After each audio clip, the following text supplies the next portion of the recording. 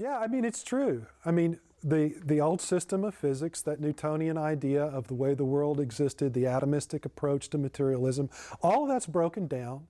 Our idea of the individual psyche being this self-contained, permanent entity, that's evaporating, completely gone for a lot of people.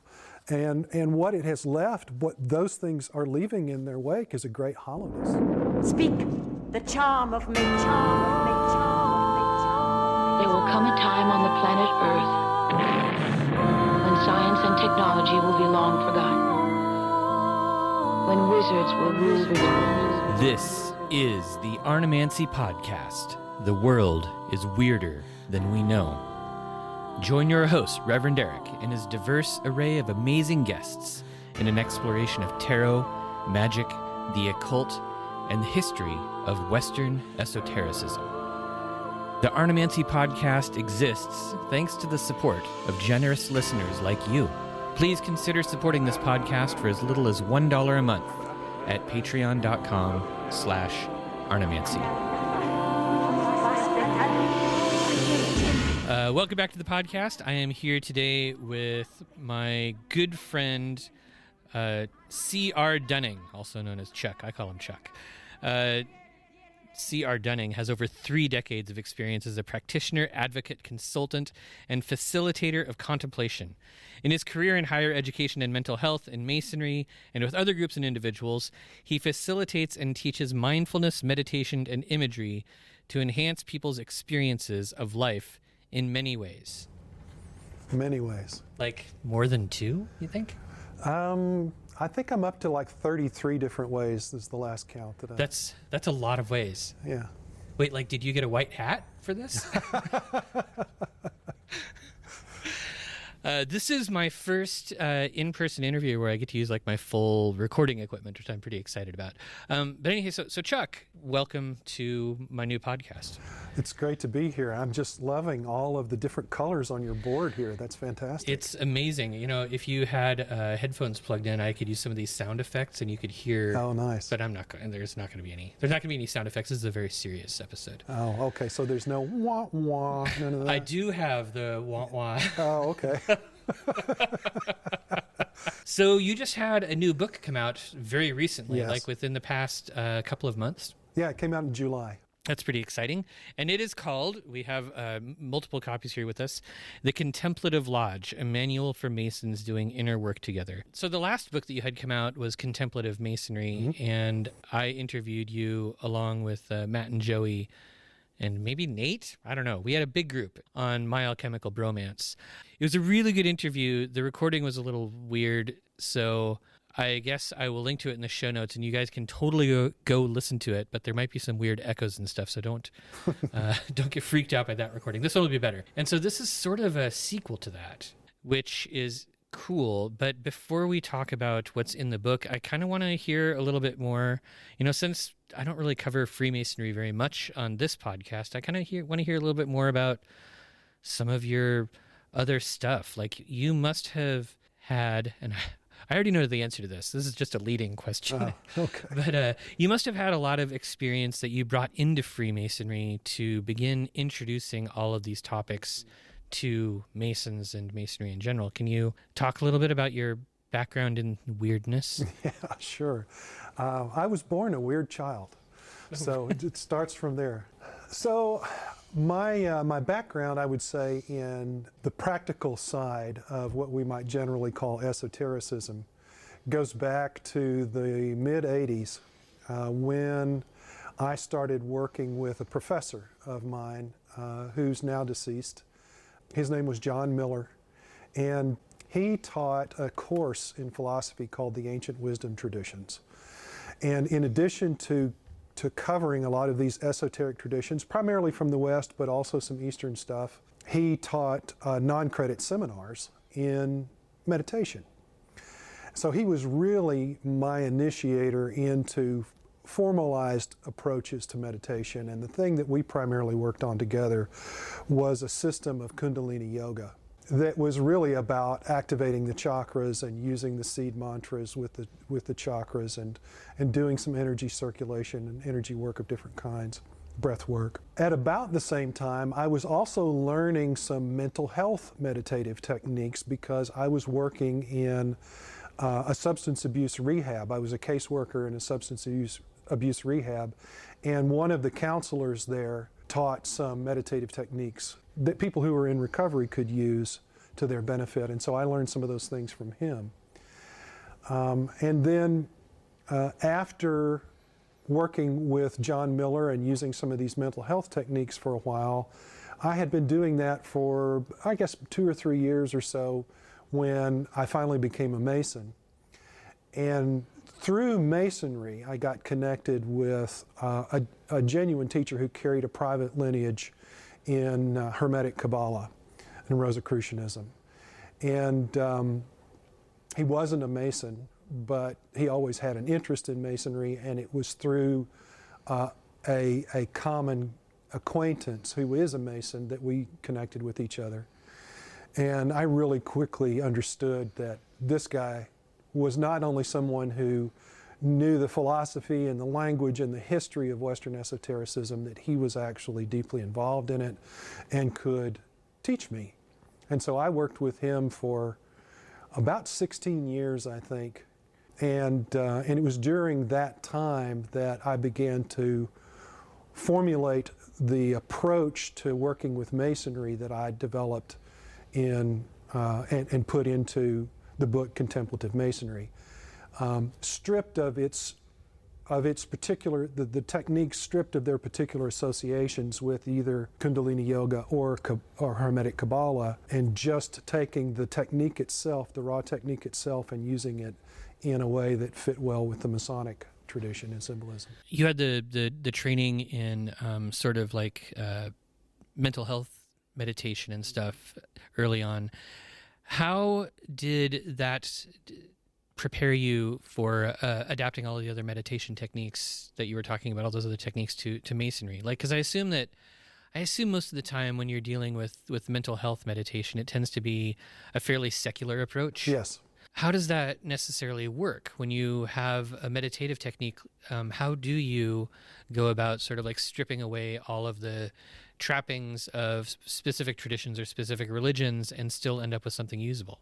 Yeah, that's a really good question, and it can be tricky. But I think one of the things about having a background in psychology and in counseling and having had training in some of these secular forms of meditation for mental health work, one of the things that it made me sensitive to is, what is the effect of this technique on the psyche?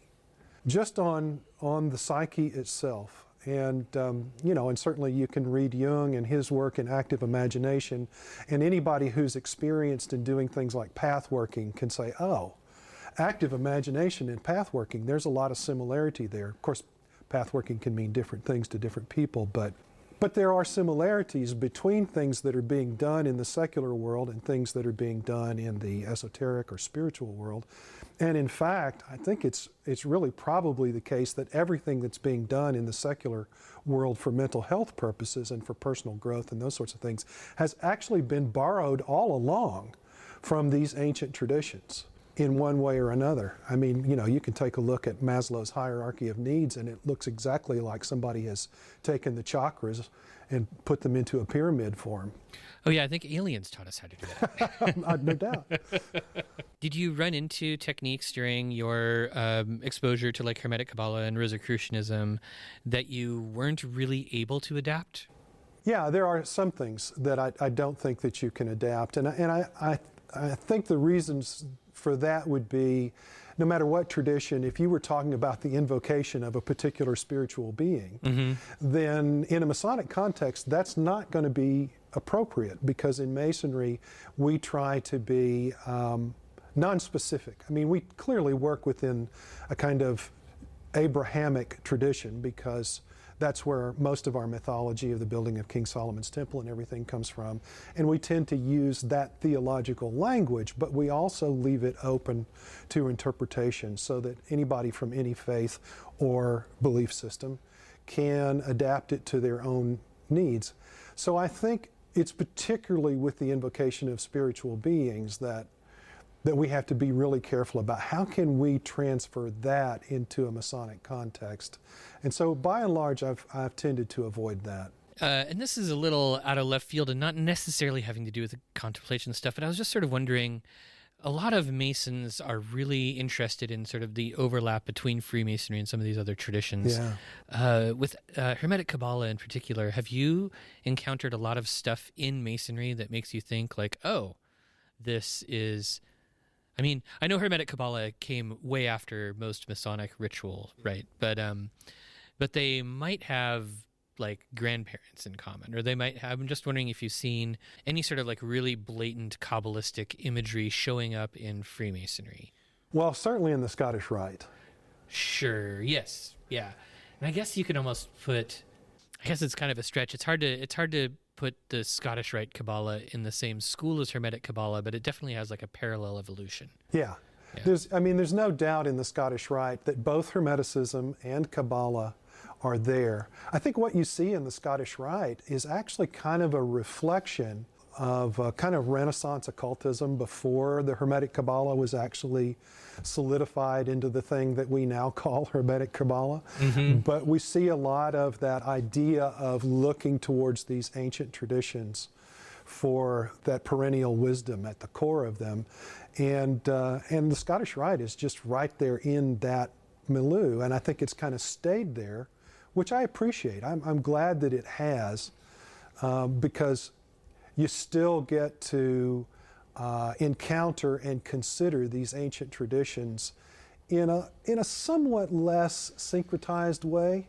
Certainly still syncretized within the Masonic context, but not quite as much as it would be, say, in a particular school of Hermetic Kabbalah, for example. In the Blue Lodge, or the craft degrees, those first 3 degrees of Masonry, there are all kinds of things that I think anybody who is enamored with Kabbalistic symbolism will look at and say, well, there's the Kabbalah, We can start with the pillars, Boaz and Jachin. Right. Actually, I guess just because they share sort of so much co-symbolism. Yeah. Wait, is that a word? Anyhow. It is now. Yeah, they share symbolism from the Bible, or from the Old Testament in particular. And I guess that would just... by association, you're going to see a lot of that stuff showing up. Yes, whether it was intended or not, you're going to be able to find connections and parallels. Mm-hmm. Yeah, that's interesting.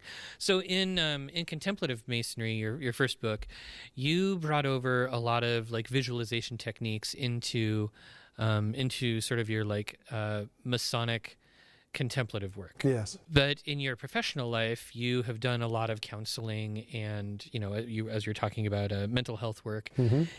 Is that kind of stuff, the sort of like visualization techniques that you used, is there a lot of room for that in counseling and therapy in the secular world? There are lots of opportunities for that sort of thing, but a lot of it kind of depends upon the client, what they're interested in, how far they're willing to go with some of this stuff, because some clients are just not really interested in doing this kind of structured inner work that we're talking about. They're really more externally focused, and even though they recognize they need to work on themselves, they want it to have a more kind of external quality to it. But visualization, my gosh, can be used for all sorts of things in counseling. It can be used as a kind of form of rehearsal for, okay, you have a problem with this kind of situation and the way you behave in this kind of situation. Let's rehearse you behaving differently. Now imagine yourself in that situation and encountering the same kinds of things that you would encounter. Feel the feelings that you would feel under those circumstances and respond to the way you would like to respond. Mm-hmm. Instead of the way you have habitually responded. So that's one example that a lot of people, I think, are comfortable with. Right. Okay, that makes sense. I guess I kind of knew that. I haven't been to a therapist in a very, very, very long time. You might want to think about some therapy. I have very supportive friends. Yeah, actually, yes, you know what? Me included. Yeah, actually, you know what? Telling somebody to go to therapy when they need therapy is being supportive.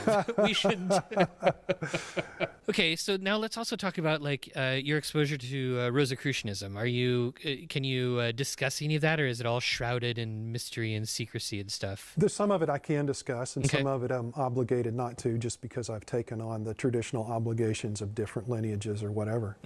But yeah, there are two different Rosicrucian lineages that I actually hold and can pass on through initiation to others, initiation and training to others. Do any of them belong to the familiar Rosicrucian alphabet soup that our listeners might be familiar with? No. Oh.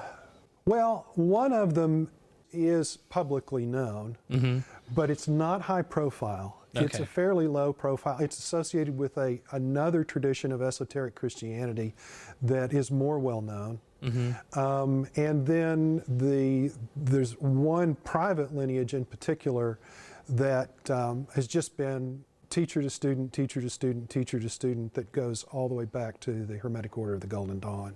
Oh, cool. Okay.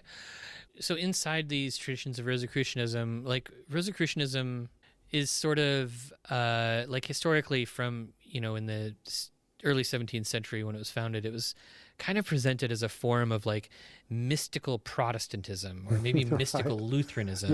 Yeah. Does it still kind of carry that same sort of connection, or I guess the impression that I have is most current Rosicrucian lineages don't really date back earlier than the 1800s. Right. And it's hard to know from the outside. I was a member of Amorc for a few months when I was 18. I did sort of like their monthly. You mean the Rosicrucians? The Rosicrucians, the ones in San Jose, the Right. traditional seat of the Rosicrucian Empire. Yes. Having been exposed to two different Rosicrucian lineages, then are they remarkably different, or do they both sort of hold to the same kind of core values of like an esoteric Christian thing with like Christian Rosenkreuz and? Yeah. I think that's a fabulous question, and I'm really glad you asked it, because it's one of the favorite things for me to talk about in Rosicrucianism. And that is that the Rosicrucian movement has just become increasingly diverse over the years. The Rosicrucian movement is kind of like, for me, it's kind of like this, well, let's use the symbolism of a rose bush, right? It starts, Seems fitting. yeah, it starts off from a seed, and then that seed turns into a sprout, and then that sprout becomes a bush. And that bush just continues to produce, new stems and branches, and with lots of different flowers, and those flowers can be very different from each other. And so that's kind of the way I experience Rosicrucianism today. There are so many different varieties of it, and some of them are, I would say, extremely Christian, to the point of, even kind of fundamentalist in their Christianity in some ways. And others are, they're not identified specifically with Christianity at all, and barely have any reference to Christian theology and Christian scripture at all. And then there's lots of room in the middle for a mixture. And I think that probably most Rosicrucianism today is a kind of more open and welcoming form of Christian mysticism, Christian esotericism, Christian occultism, where you can find non-Christians welcomed to participate. It just kind of depends upon the order or the lineage. Yeah, inside Freemasonry, we have a few different expressions of Rosicrucianism. Probably the two best known are the Rosicrucian degree and the Scottish Rite, yes. And then the various society, the SRICF, the SRIA, Societas Rosicruciana. Yeah, yes, that's it.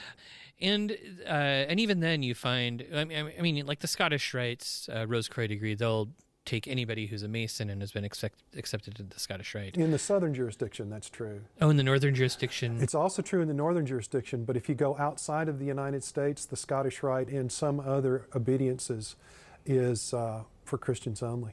That's fascinating. Yeah. That's so weird. Yeah, that's kind of the opposite of how it is in the United States. I remember when I first went through my degrees 21 years ago. I was told, like, oh yeah, if you're Christian, you join the York Rite. If you're not Christian, I got the Scottish Rite's same- for you. Same message, yeah. I joined the York Rite just to spite them. And so inside Rosicrucianism, how much emphasis is sort of put on Christian Rosenkreuz as this, as sort of I don't know, like either a legendary leader or what have you? Again, I think that kind of goes to the particular lineage or organization. I would say that in some, I mean, there's barely any reference to the chemical wedding, for example, of Christian Rosenkreuz. There's barely any reference to that text at all. But on the whole, I think most people who identify with the Rosicrucian movement recognize of the three manifestos, the three core manifestos of Rosicrucianism, that the chemical wedding of Christian Rosenkreuz is the quintessential kind of statement about what the Rosicrucian process is, where it leads. Another term we might use is the great work. It really is kind of the reference point for what it means to do Rosicrucianism. I find that so fascinating, especially since, was it the Fama that had like the list of principles, like the list of the 42 rules of... That's the Confessio. The Confessio. Yeah, because it just seems like, I guess I've always just sort of been baffled that doesn't get more attention. Yeah.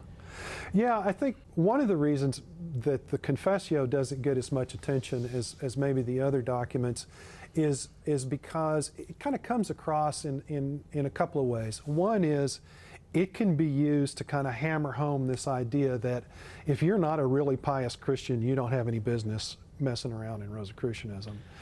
That's one reason. And the other reason is that, so let me just restate that. I mean, I think the primary reason is because there are things in the Confessio that can lead to this. If you're not a pious Christian, you've got no business in the Rosicrucianism.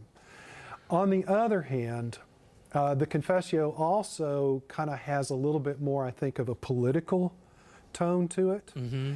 And the politics of the Confessio, and to a lesser degree the Fama, can be objectionable, I think, to modern audiences in certain ways. Yeah, that makes a lot of sense. Yeah, I mean, I guess it's, I mean, for the listeners who aren't aware of this, those three Rosicrucian sort of like core foundational texts came out, they were published like a year before the 30 Years' War started. Yeah. And the Holy Roman Empire was a mess. And those books were published like right in the core of the Holy Roman Empire. So yeah, I could see how the politics would be a problem. Yes, yeah, that's right. They were really advocating for, they believed that a lot of biblical prophecies were going to be fulfilled in their time.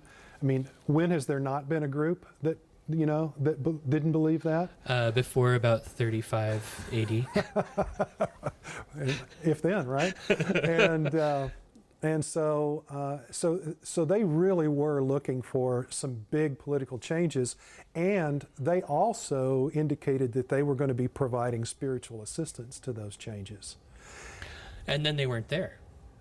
And they might even been a myth. They might have been a total myth. They may have been a total myth. Yeah. I mean, there's a lot of speculation about Rosicrucian kings and queens during those times, but the fact is that the big changes really probably came more as a result of the 30 Years' War than they did from Rosicrucians providing spiritual assistance to political leaders. Yeah. Well, I think, there were also all of those defenestrations. I think those helped a lot. Oh, yeah.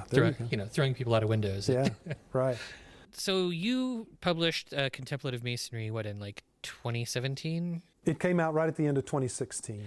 A few years have gone by, and you realized that there was a need for this new book. Yeah. What was the need? What do you think people were looking for? Well, one of the things that happened was, as I was going around working with different Masonic groups, talking to them about contemplative practice, and often leading contemplative activities, facilitating group meditations and so on, people would come up to me after these experiences, and some of them would say, well, that individual work is great, but I really need some sort of a group to help me keep going. And others would say, this activity we just did was fantastic. How can we get more of that? And for a lot of people, group experiences have a much more significant impact on them than anything that happens in their private, solitary experience. And so essentially, this book was just an answer to a call from the audience of Contemplative Masonry saying we would like something that's focused on how we can do contemplative work together as groups within a Masonic context. Because of that first book, you've actually been invited to speak all over the country. Yeah. And who knows, maybe even in Canada. I don't know. Yes. Yeah, in fact. Mexico? Haven't been to Mexico. Oh, one of these days. I've had some virtual presentations. I mean, it's like all over the place. I mean, all lots of different countries. So there's a huge hunger for this material. Like Masons Yes. all over the place want it. Enormous. Do you feel like this signifies sort of a shift in Freemasonry away from what it had sort of turned into in the 20th century? Yeah, I absolutely do. I had been referring to it as the American Masonic Renaissance until I started to get exposure to a more of an international audience. And then I realized, no, this is not just happening in the United States of America. I mean, there are some countries in which the contemplative, spiritual, philosophical, psychological dimension of Freemasonry was more active. But even in those countries, it's growing more rapidly than it had been. So I think that there's a global Masonic Renaissance happening. I do believe that, you referred to this previous generation, we could kind of call it 20th century Masonry. I think that the rapid expansion that came out of World War I and World War II actually served to narrow the focus of Freemasonry on fellowship and philanthropy. And because these more spiritual, philosophical, psychological interests just naturally appeal to a smaller percentage of the general population. Mm-hmm. And so now, as the membership numbers in Masonry are declining, I think that there is more room for people to begin to express their interest in these sort of things. It's not as forbidden as it once was to bring these sorts of things up. Not only that, it's really clear from all of the research that's been done over the last 10 years or so, 20 years even, that that Masons of the younger generation, so millennials and Zs, are coming in looking for this deeper experience. That this is what they want from Masonry.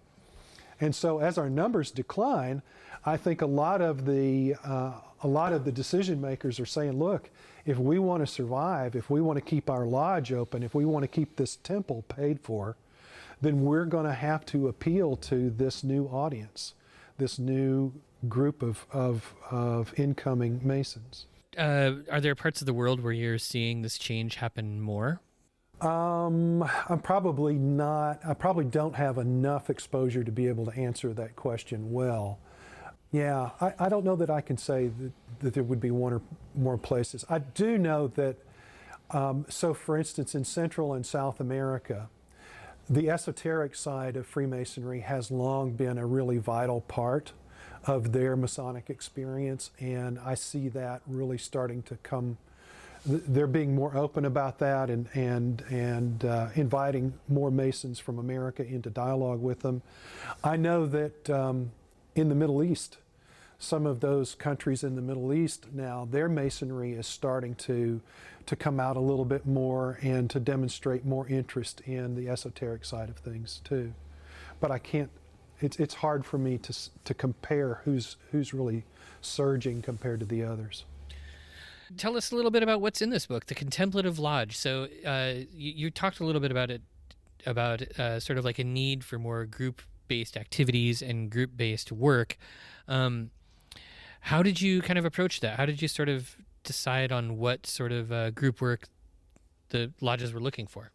Well, basically what I decided to do was just look at a broad spectrum of contemplative activities and see which ones I thought just most naturally aligned with Masonic lodge work or chapter work, if you're in the York Rite, or the work that's done in Scottish Rite Valleys. Just what kinds of activities would naturally enhance those experiences. So, the things that I came up with were just some basic meditation. How can we come together and sit in silence together? What's it like when we chant together? I know that that's one of the most popular kinds of activities when I go around and facilitate workshops or retreats for Masons. Chanting always seems to be really popular, and it's one of my favorite forms of contemplative practice. Guided meditations with lots of rich imagery and a kind of a story that you're leading people through, the facilitator's leading people through. Masonry loves its mythology, and there are lots of things there that we can dig into deeper through that process of guided meditation. The practice of contemplative dialogue, or in the book what I refer to as discourse. I think that that's a really important thing. Masons being able to, our tradition says we're supposed to give and receive counsel and instruction. Mm-hmm. And so dialogue is how we do that. And so what does that look like if you do it in a contemplative way, and how would that be facilitated? So that's one of the things that I cover in the book. A lot of sort of the initiatory esoteric and occult orders that are currently in existence have a lot of influence from Freemasonry. And in fact, I've been a part of a few of them too, and a lot of the times you kind of get the impression that the founders of these particular orders probably just didn't think Freemasonry was going far enough. They're like, no, we want it to be more, more esoteric, more symbolic, more something. So given that level of experience, given your exposure to those other groups, are there techniques that you feel like other initiatory orders have developed or worked on that maybe Freemasonry isn't ready for, but you're kind of like hoping that someday Freemason will be ready to embrace? That's an interesting question. I think maybe I can envision a day in which more Freemasons might choose to be involved in some of the more advanced or heavier, deeper techniques that are practiced in some of these other traditions. As far as the organization as a whole, I try to be really careful about saying where the organization as a whole would go with this sort of thing, because I think there comes a point at which the tradition itself cannot be prescriptive. Masonry itself does not need to be prescriptive about what individuals do with their inner work after a certain point. Like for example, in some traditions, once you reach a certain level of initiation, from that point forward, you're really your own teacher, your own guide. You determine what your studies and your practices are going to be from that point forward. And so I think it's appropriate for that same sort of thing to happen in Freemasonry. The problem is that in the past, that's been happening since you walked in the door. It's like it's been up to you to determine what you're going to do and what you're not going to do without any guidance or suggestions at all. Or the only guidance we've really had is like, learn your memory work. Right. Memorize some stuff. You're set. You're good. You're a full Mason now. There you go. Yeah, that's an interesting way to look at it. I guess, after having had the experience that I've had in Freemasonry, like sometimes there are things that seem worth exploring that might be like extra esoteric or extra strange and kind of attached to the craft. And definitely Freemasonry has like led me down some corridors that I do not think I would have otherwise, traversed. Right. And some of that is your fault, I'm sure. Glad I could correct you. Hey. And yeah, even outside of Freemasonry and other organizations, chanting is very popular. Yeah. There's something about that.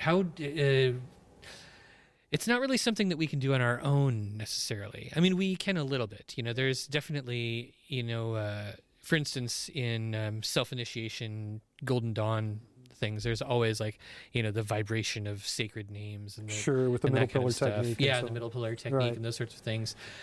You kind of adapted some of that to Freemasonry in your first book, didn't Yeah, you? I did. You had like a middle pillar Masonic technique. There's basically a middle pillar technique. Yeah. Did you call it that? I can't remember. No, I didn't. I didn't. I call remember. it that. I remember sort of thinking in your first book that there were some places where you were like, where I was like, oh, I see what he's doing, and I see what he's not saying on purpose. Right, and there's a similar exercise in the Contemplative Lodge to do with a group. So. Oh, cool. Yeah, I just think that same. By the way, the middle pillar technique that we have in Hermetic Kabbalah, I mean, that itself is. I mean, it's not the first technique like that to have ever appeared. I mean.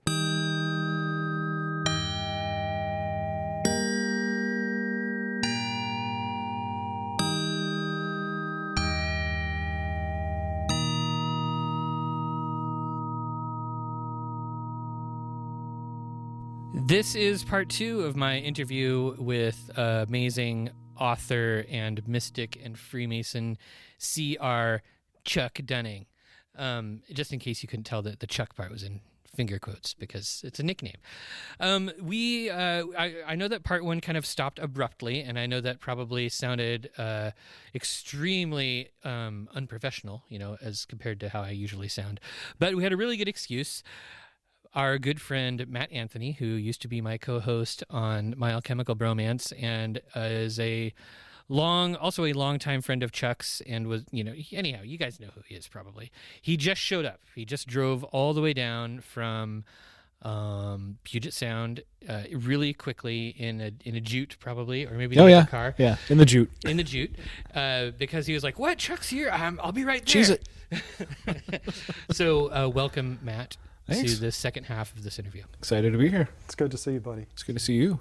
In Contemplative Masonry, you have certain practices and certain contemplative exercises that were definitely inspired by other orders, the practices of other orders. One of them being an adaptation of the Middle Pillar ritual. The Middle Pillar ritual is used in the Golden Dawn as this sort of way of focusing on different sephirot in the body, sort of, I guess, I think it's sort of a direct allusion to like chakra work, isn't it? Yeah, except that's right. I mean, it's a very similar technique to some things that are done in Kundalini Yoga, and also some things that are done in Tibetan Buddhism and certain tantric practices. And it's the idea that there are energy centers in the body, and even if you don't want to zero in on specific energy centers, the idea that there are currents of energy particularly associated with the spinal column and the nerves branching out from there. I mean, we can find this in all kinds of different traditions. And people were working with this energy, visualizing it, circulating it, long before the Middle Pillar technique was ever created.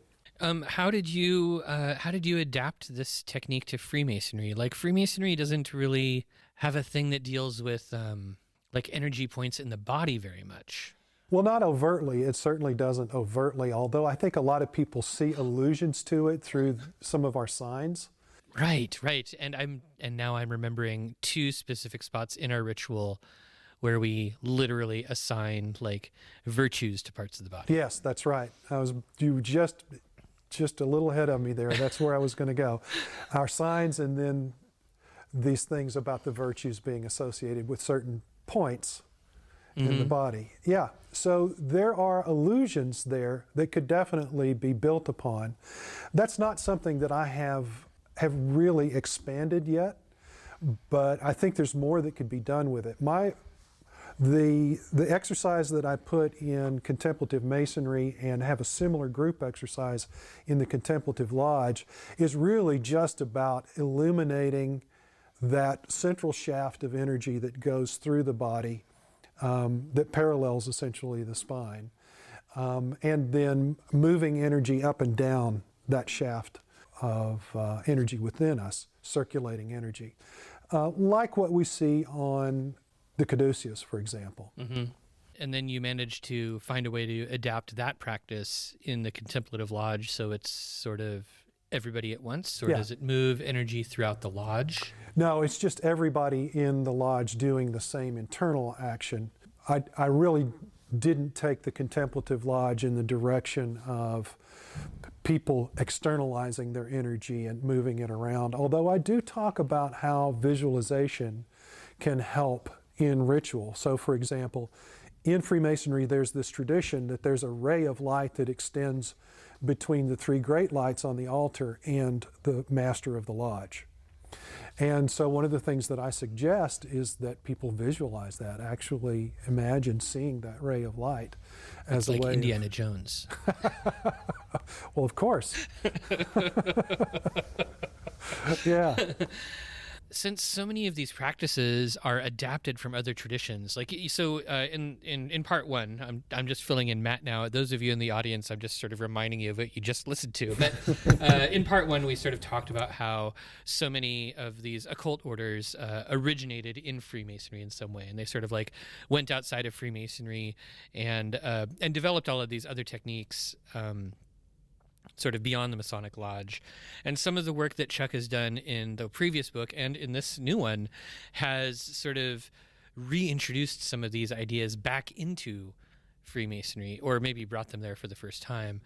But the fact that you were able to do these sort of adaptations, the fact that in particular like the middle pillar could be adapted, does that mean that you think that perhaps that sort of middle pillar style exercise could be useful in any tradition?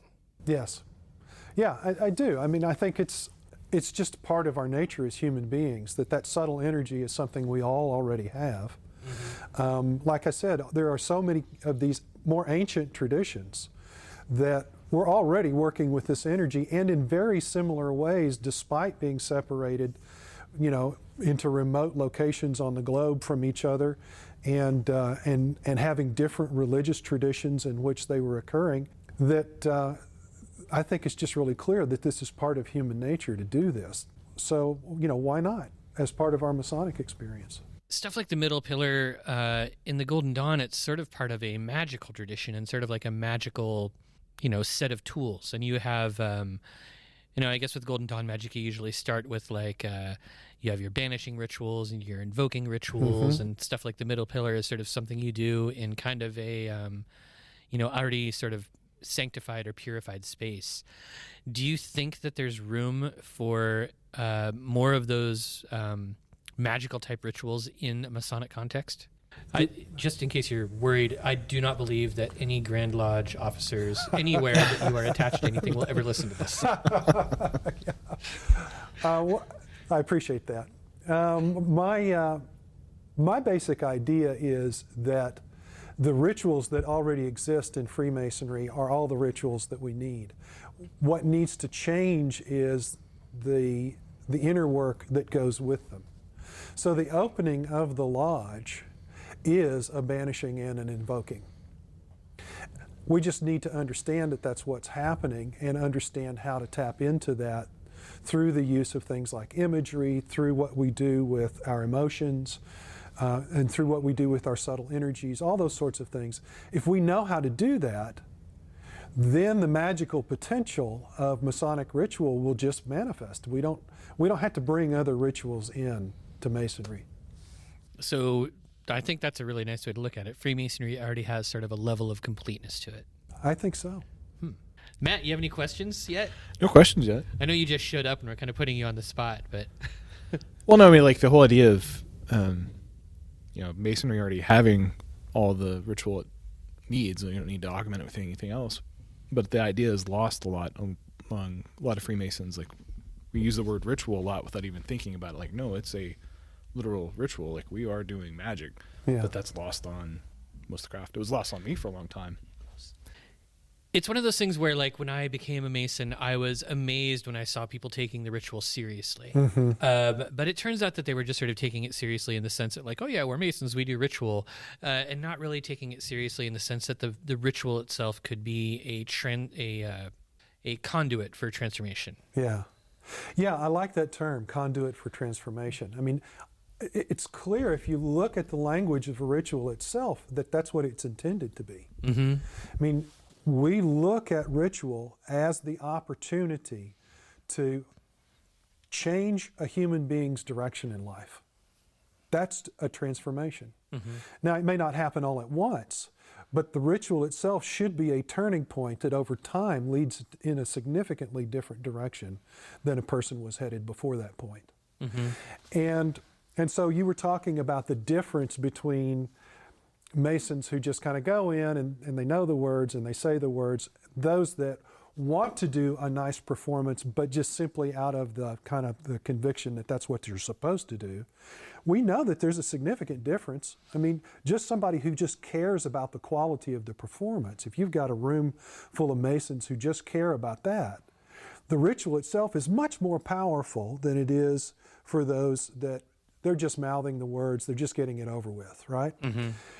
Then let's take it another step and say, okay, what if you not only just care about performing the ritual well, what if you also want to communicate all of the energy that is supposed to be tied together with the words and the imagery? A lot of that energy is manifested through the emotion of the person performing the ritual. It's also channeled through things like we were talking about, through visualization and maybe some of the meditative techniques that you might use to prepare for ritual or something like that. But that same degree of difference that you had in those first two examples can be had between the second example and what we're talking about now. And that power increase can make a huge difference in the transformative potential for the individual receiving the ritual. That's a fascinating idea.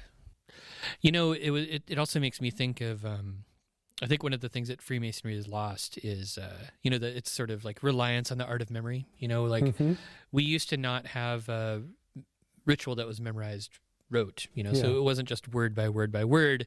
Our ritual tended to be memorized as concepts and things that were explained and that sort of stuff, which was done through visualization and, you know, and it's sort of like an inner work that kind of went alongside the outer work. And it's sort of, we definitely are missing that now.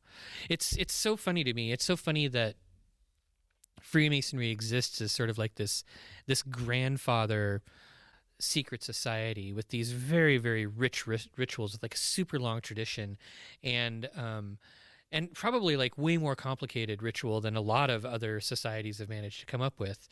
I'm not talking about the Golden Dawn, of course, who I don't know what the hell happened there, but you know, it's sort of in spite of the fact that its rituals are very complicated and detailed and old. It's kind of a lot of Masonic ritual has kind of gutted itself.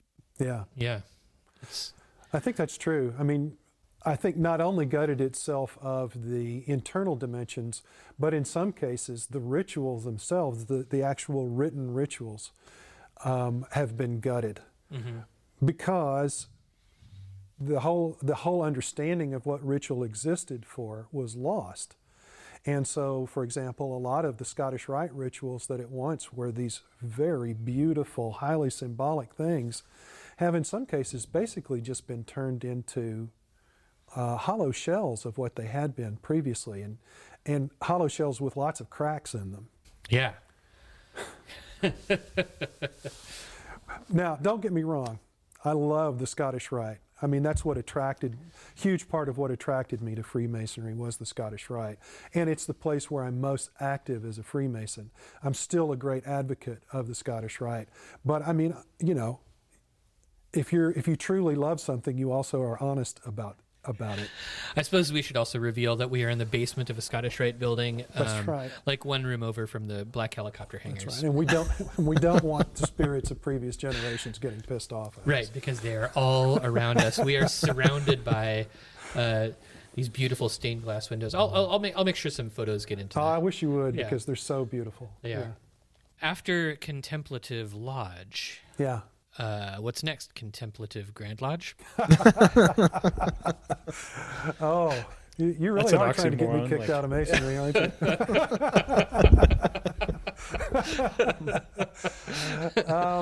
So I've had 2 books in the works right now.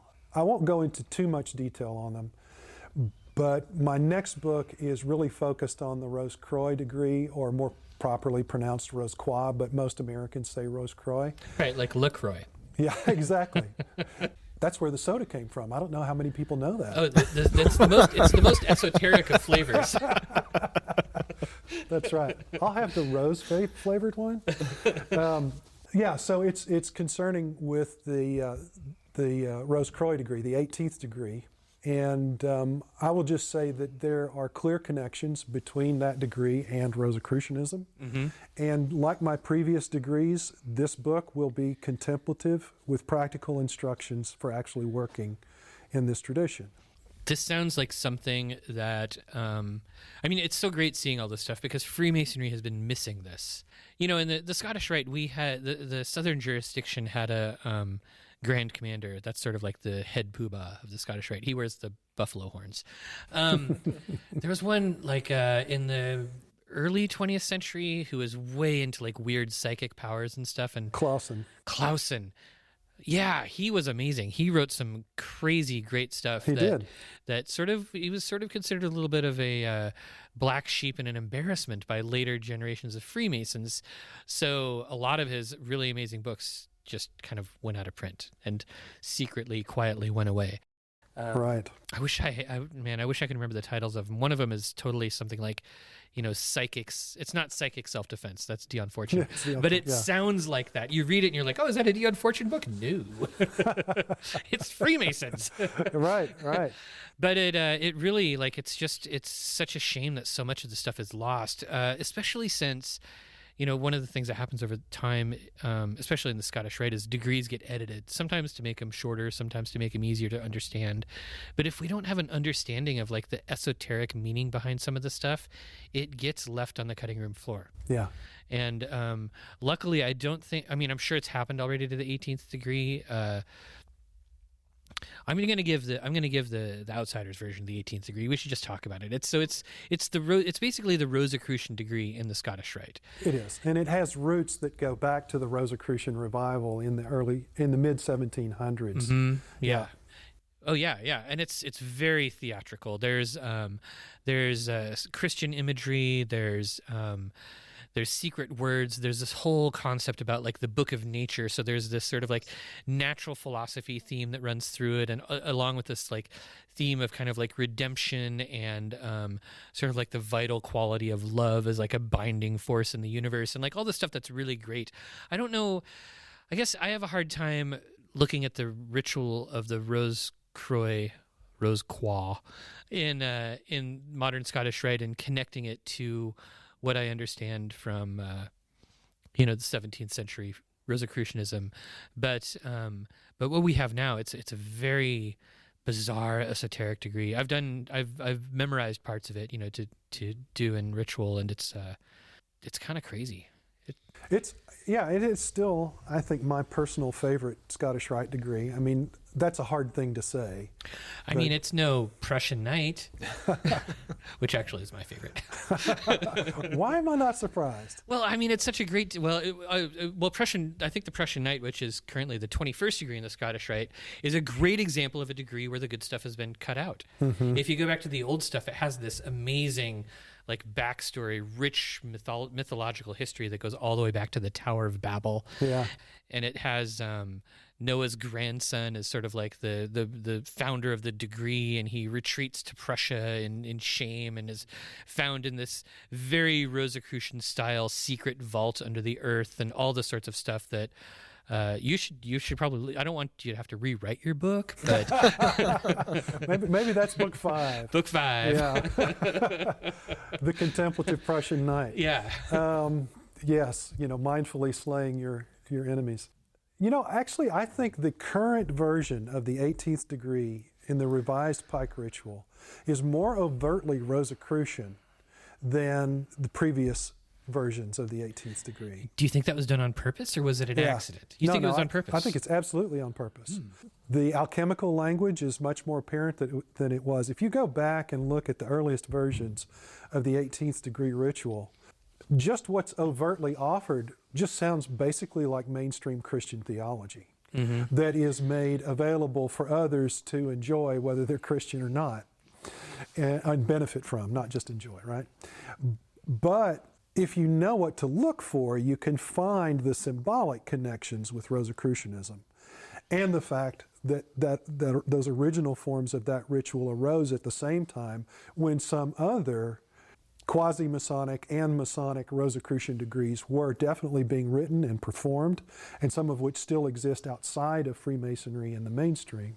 But the current version has got, like, if you look at the Scottish Rite Ritual Monitoring Guide from De Hoyos, there's really clear language in there about alchemy. That wasn't so clear. The alchemical connections weren't so clear prior to this version. That's yeah, I guess I would buy that. I'm not very familiar with the older versions, but it's funny because there are a lot of people out there who struggle to find connections between Freemasonry and alchemy. Yeah.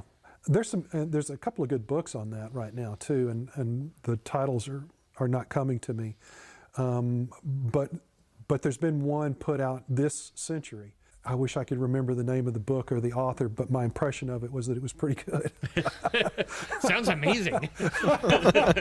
Yeah, I read so many books, it's hard for me to keep up with what names and titles now. Yes, I'm sure it's because you read a lot of books. Well, it has nothing to do with my advancing years. Whippersnapper. Yeah. So, Matt, have you had a chance to look at the new book yet? I have not. You just saw it for the first Yeah. time. But you've had this previous book, Contemplative Masonry, for many years now. Yeah. Have you... do you have any thoughts about that after having sat with it for... He hated it. No, actually, the year that I was master of my lodge, I used a lot of the stuff from at least a lot of those practices prior to opening the lodge each evening. So I found it really beneficial. Did you ever lead... Of course, I think that was before it was in book form. Oh, No, yeah. back when it was Yeah. in the anonymous manuscript. Yeah, I remember that. That was great. So when you were using these rituals in your lodge, did you lead the entire lodge in it, or was it something that you personally used? No, it was just something I did. Okay. Yeah. Yeah. Was anybody else in your lodge doing that? Not that I'm aware of. Yeah. Do you think they are now? I'm not sure. No, I'm not giving you good answers on this, but No, it's cool. I'm sure it's all secrets. That's right. Chuck, do you ever feel like you would like to pull more of the old Rosicrucian stuff into modern Rosicrucianism? Like, do you think that that's missing at all? Is there stuff that has been left behind that you think shouldn't have been? Well, to some degree, that's hard to say, because as I was saying earlier, the diversity in the Rosicrucian movement now is so great that pretty much whatever you're looking for, you can find. And I know that there is a kind of, there are, just like in lots of other traditions, there are people who see themselves as kind of like purist revivalists, for example, in Rosicrucianism. They really want to kind of go back to those first three manifestos and maybe some of the other documents of the time that were closely connected with the Tübingen Circle and some of the other apologists for Rosicrucianism, and really kind of zero back in on that kind of mystical Lutheranism that you mentioned earlier, right? And if you look at what kind of practices those fellows were doing, then you're probably going to be looking at, some of the kind of common mystical practices that you would find in Christianity across a number of different barriers, things like quietism and so on. But also alchemy would be the thing. It's clear that alchemy was a huge part of what they were interested in. And so the study of alchemy, the study of Kabbalah, I think they probably had a broader definition of Kabbalah than they weren't just talking, I don't think, about Jewish Kabbalah. Yeah, they definitely would have been using Christian Kabbalah at that time. Yeah, and I think, in one of the references, they talk about having gone to, I think it was Fez, and, and to study, that's where CRC went, and he found the Kabbalah there, but felt like it had been corrupted by their religion, which would have been Islam. And, the good Lutheran mystics had to throw in a condemnation of Islam. You sure it wasn't corrupted by Catholics? They probably should threw that in too. Oh, they didn't like the Catholics either. No, they didn't. But so if they were talking about Kabbalah in an Islamic form, then they were talking about Kabbalah in a much broader sense than most people were talking about Kabbalah at that time. Yeah. It wasn't just the Jewish tradition. I think they were talking about a mystical theosophical approach to spirituality. Yeah, maybe using Kabbalah in a more general sense. Yeah. Yeah. I think so. That's my suspicion anyway. Not to say that they weren't familiar with and interested in what we technically consider Kabbalah. I think they definitely were, but I think they were just more inclusive with what they threw in with it. Do you see sort of the potential for like esoteric development or development of more inner work in all branches of Masonry? Yeah, absolutely. I mean, basically, I see the potential for developing more esoteric work in anything.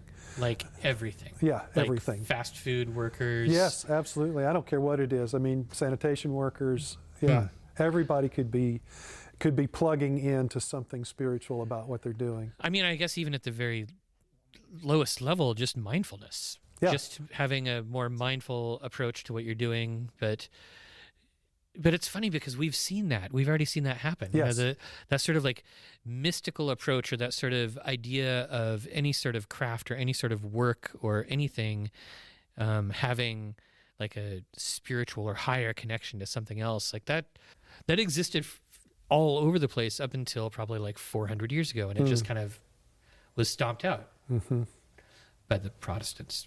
Yes, that's right. Yes, and then the Enlightenment came along and made it worse. yeah, that's right. It's like, no, hold on, we can make this worse. Hold my beer. That's right. Just watch what happens over the next 4 centuries. Do you think that there's hope for that stuff to be reintroduced into everyday life? Well, I think you know, as you were just pointing out, I think in fact people are doing that and they're looking for it in lots of different ways. I mean, we have pushed Enlightenment philosophy well past its rational bounds. Oh! Now I want the sad trombone noise. Wah, wah. Okay. Yeah, I mean, it's true. I mean, the old system of physics, that Newtonian idea of the way the world existed, the atomistic approach to materialism, all of that's broken down. Our idea of the individual psyche being this self-contained, permanent entity, that's evaporating, completely gone for a lot of people. And what it has left, what those things are leaving in their wake is a great hollowness. In your ongoing work as a counselor, have you encountered people like who you've been able to sort of like coach in contemplative practice, where they've walked away sort of with a new spiritual approach to the world or anything like that? I've been fortunate to have that experience a number of times. What does that look like? It can vary quite a bit from one person to the next, but I think with most people, the thing that would be common about that is recognizing that just how much of complexity there is within them, and beginning to pay attention to that and to try to understand this huge, complex interaction of factors and forces, energies within their own psyche, and acknowledging that they're not in control of it all, they're not aware of it all, that what they think of as themselves, that conscious personal identity, is just a piece of this greater whole. And once they start realizing that, then there's the potential for that to lead to realizing, well, that greater whole itself is just part of a greater whole. And that ultimately everything is interconnected, interdependent. And when that starts happening, it really does significantly reorient a person's life. Now, the question about the purpose of one's life is no longer about satisfying certain competitive goals or acquiring certain things. It's about what effect does my presence have in the world? And is that a good presence? Does it have a good effect on other human beings? And is it beneficial, for me too? And I mean, now we're talking about love. I mean, that's ultimately what we're talking about, is that the more you begin to recognize that things are interconnected and that your existence is partly dependent upon all of these other things that you're connected with. And in fact, without those other things, you don't exist either. Then a concern about the quality of your relationships with others, and I'm not just talking about other human beings, but all others, other beings, objects even, that significantly changes. You start to care more. Basically, that feeling that you, listener, have about your cell phone right now, you should be experiencing towards everything in the universe. I love my cell phone. Yeah, that idea about love being so vital, it's funny how it's not new. No. I mean, it's an old idea that just keeps cropping up, and it just feels like every time somebody brings it up that they're shouting into the void, Yeah. Or, a handful of people will listen, but the meaning of what love is or whatever ends up being so, it's hard to define. It is. It's mysterious. And and I think ultimately everything, when we keep pushing and digging deeper and deeper and deeper, leads us back to mystery. And so there's another part of what I would say happens with a lot of individuals that I have worked with in mental health, doing counseling for, is them coming to a new relationship with mystery. Understanding that mystery is something to have a love affair with, to court, and to enjoy. I'll share a story with you about a turning point in my life. I was in my 20s. I'd been studying with my first teacher, Dr. John Miller, and I reached this point of recognizing that the thing that was my biggest obstacle in life was my fear of uncertainty.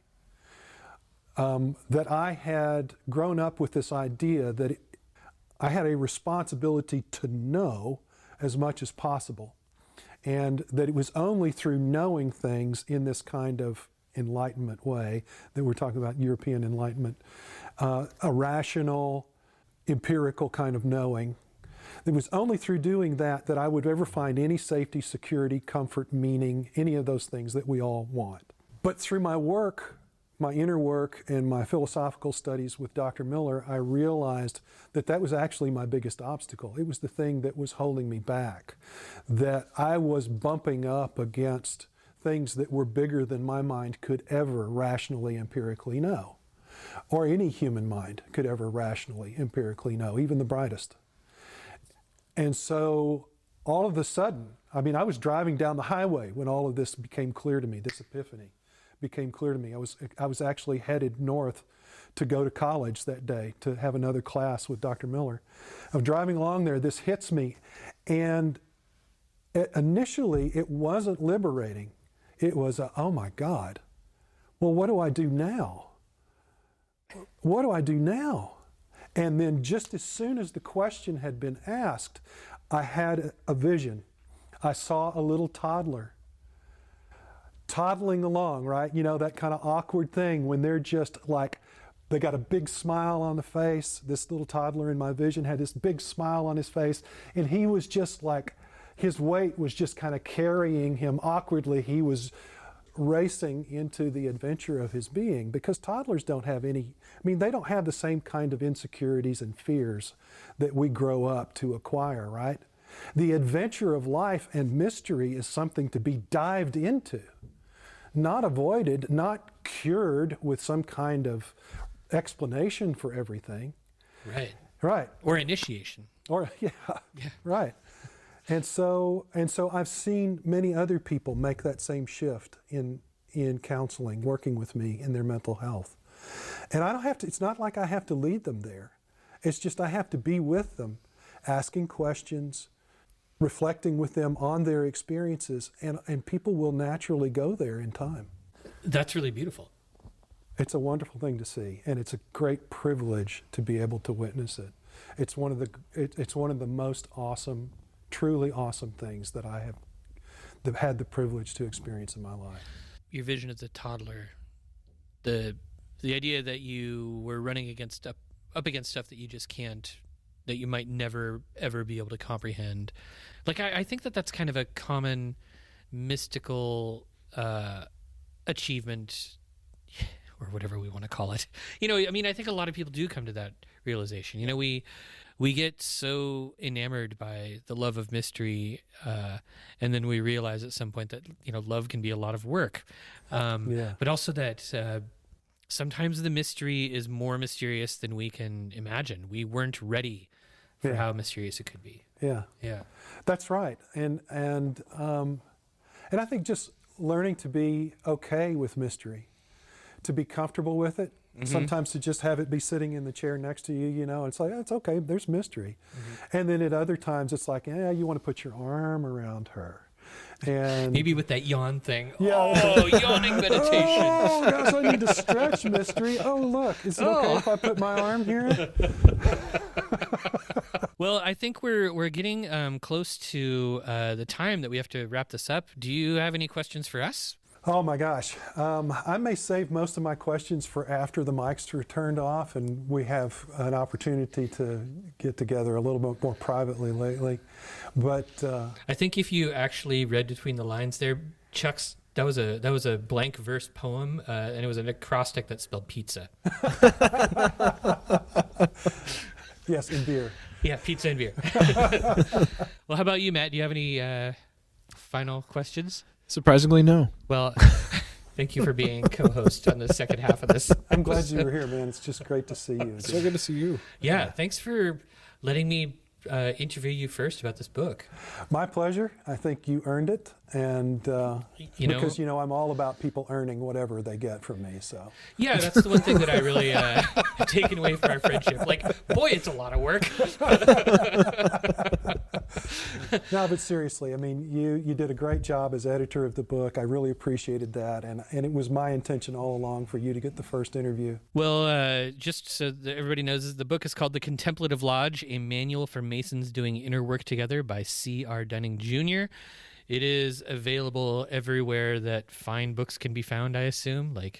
Yeah, Barnes & Noble, Amazon. Right. I think all of the major book dealers have it. So yeah, I'll have some links in the show notes. You can check that out. Do you have a website or anything? I do. Oh. It's let me think. ChuckDunning.com. ChuckDunning.com. Yeah, it sounds very egotistic, doesn't it? So go to ChuckDunning.com. It's spelled the way it sounds. Yes. You also have a YouTube channel. I do, the Contemplative Builder YouTube The Contemplative Builder YouTube channel. Okay, Yeah. there will be a link to that too. Yes, and I have some guided meditations that people can follow along with there, as well as other videos, interviews, presentations, all kinds of stuff. Excellent. And also you're available for speaking engagements, especially for Masonic lodges. Yes, and I also do workshops and retreats, and in fact, that side of what I do is growing.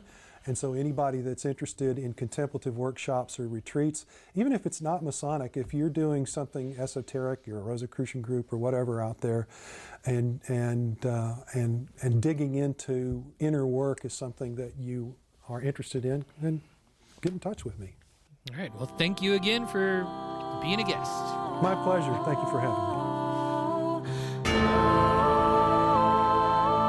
This has been another episode of the Arnemancy Podcast. Thank you for joining me. I have been your host, Reverend Eric. You can find Arnemancy online at arnemancy.com, and you can subscribe to this podcast anywhere podcasts are found. If you like what you hear, please consider supporting the Arnemancy Project for as little as $1 a month at patreon.com/Arnemancy.